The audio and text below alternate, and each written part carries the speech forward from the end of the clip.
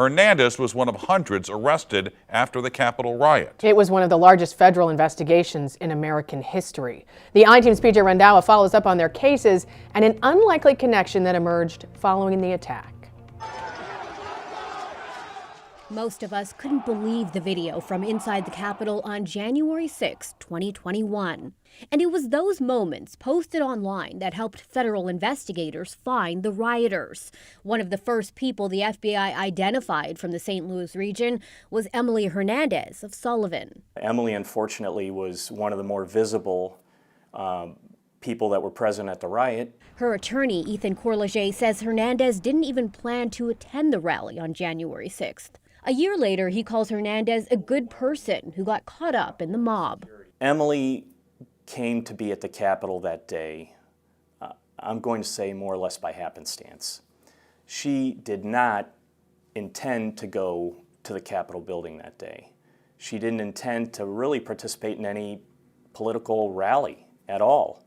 Her case hasn't gone to trial yet. Federal investigators connected Hernandez, her uncle William Mary, and Paul Westover using this photo taken during the riot.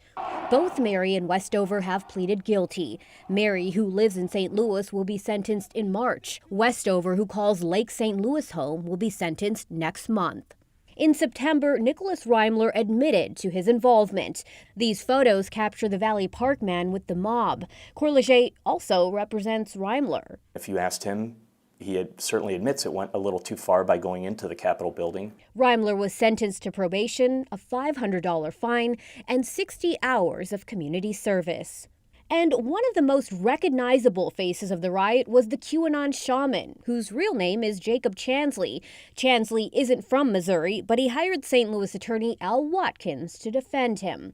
Chansley entered a guilty plea in November. He was sentenced to 41 months in prison.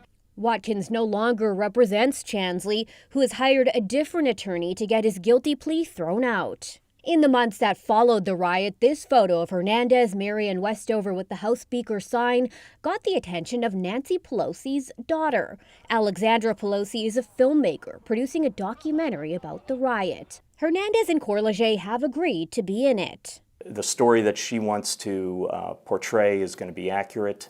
It's going to be one that truly shows what happened and the level of responsibility for people like Emily as opposed to others that were there.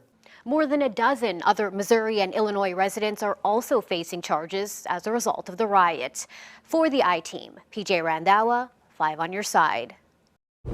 If you have a tip for the 5 on your side I-Team, call us at 314-444-5231 or email 5onyourside@ksdk.com.